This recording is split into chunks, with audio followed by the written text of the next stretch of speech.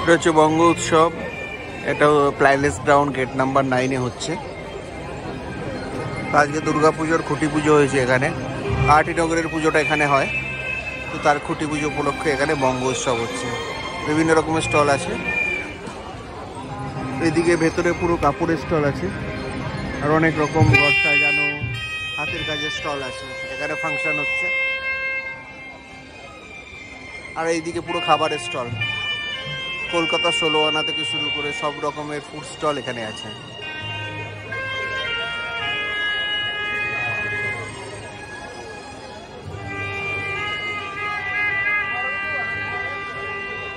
আজকে অবশ্যই এদের লাস্ট।